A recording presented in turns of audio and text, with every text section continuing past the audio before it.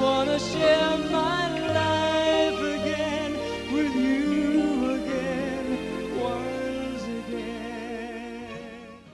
Kamusta mga kaibigan? Ngayon, tatalakayin natin ang buhay ng isang tunay na alamat sa musika, si Rodel Naval.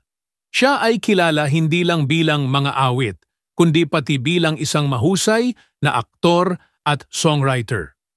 Mula sa kanyang pagsikat sa industriya ng musika hanggang sa kanyang huling laban sa isang malubhang sakit, samahan niyo ako sa pag-alala kay Rodel Naval at sa kanyang mga naiambag sa OPM. Dito sa Pinoy Wisdom.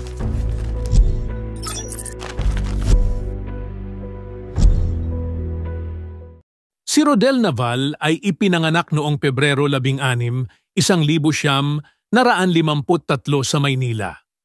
Lumaki siya sa isang pamilyang may malalim na hilig sa musika, kaya't natural na nagkaroon siya ng interes sa larangang ito. Bata pa lamang, natuto na siyang tumugtog ng piano at gitara, at dito nagsimula ang kanyang paglalakbay bilang isang musikero.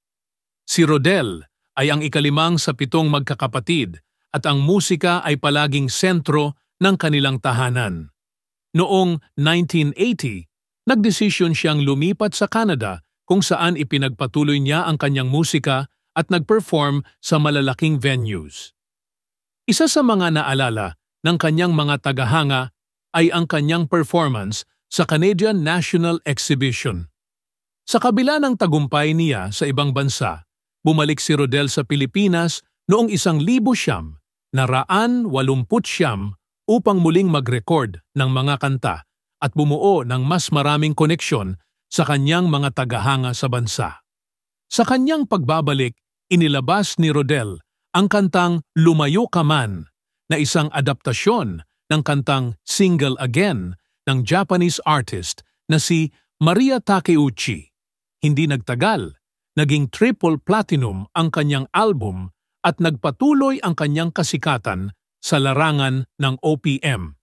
Isa pa sa kanyang mga kilalang kanta ay ang Muli, isang awit ng pag-ibig na tumatak sa puso ng maraming Pilipino. Naging bahagi rin siya ng industriya ng showbiz bilang isang aktor, ngunit ang kanyang talento sa musika ang tunay na nagdala sa kanya ng kasikatan.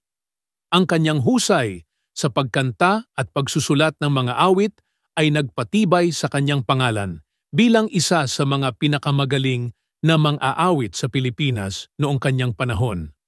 Sa kabila ng tagumpay, dumaan si Rodel Naval sa isang malaking pagsubok. Noong 1993, napag-alaman niyang siya ay may sakit. Nagbalik siya sa Canada para sa paggamot at kalaunan ay nalaman ng publiko na siya ay may AIDS. Sa kabila ng kanyang kalagayan, nagpatuloy siya sa pagkanta at nag-perform pa sa ilang concerts sa Toronto at Los Angeles noong 1994.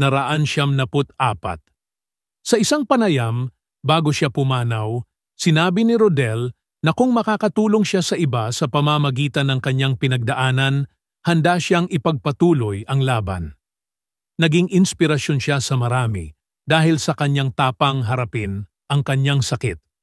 Noong June 11, 1995, sa edad na 42, pumanaw si Rodel Naval sa Toronto, Canada. Inilibing siya sa Pine Hill Cemetery sa Toronto.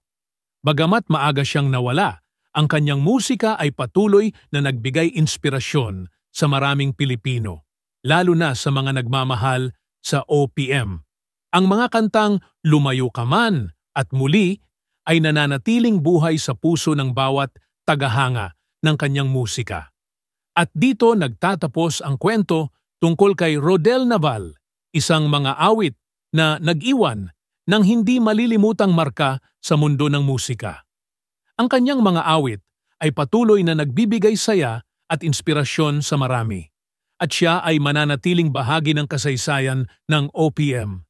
Kung na-inspire kayo sa kwento ni Rodel, huwag kalimutang mag-subscribe, mag-like, at i-hit ang notification bell para sa iba pang kwento ng ating mga OPM legends. Salamat sa panonood at hanggang sa muli. Dito lang yan sa Pinoy Wisdom.